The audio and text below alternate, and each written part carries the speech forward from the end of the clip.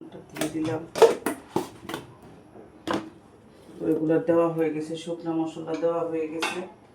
শুকনো মশলা আর একটা আছে, কারণ একটা এটা লাস্টে দিলেও চলবে, এটা আগে দিতে হয় না, একটু হয়ে আসার আগে দিলেও হয়ে যায় তরকারিটা।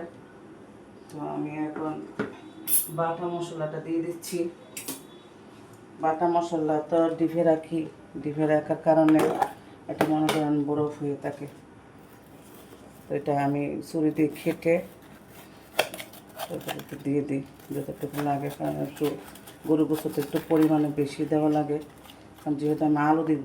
কারণ আলু না দিলে তো ওটা গোস্তটা মানে আর টেস্ট আসে না, মজা আসে না, শক্ত শক্ত হয়ে থাকে। আর ছেলে মেয়েরা খাবে, ওরা আলু না দিলে ইয়ে করে, আলু দাও না কেন।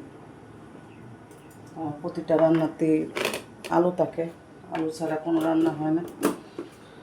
তো আমি এটা এখন মিক্স করে নিচ্ছি। গরু গোস্ত মাখায় রান্নাটা আমার কাছে ভালো লাগে, তাই আমি মাখায় রান্না করি।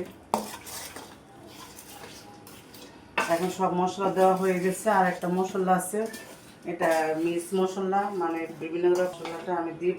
এখন এটা কষানো হয়ে যায়, কারণ কারেন্ট বেশি ডিস্টার্ব করতেছে, কারেন্টকে কিছুতেই দূরে রাখা যাচ্ছে না। কালকে রাতও এমন করছে, আমার গলার অবস্থা দেখেন কি হয়েছে, কারেন্ট চলে গেছে, ঘামছি আর গলার অবস্থা খুব খারাপ হয়ে গেছে।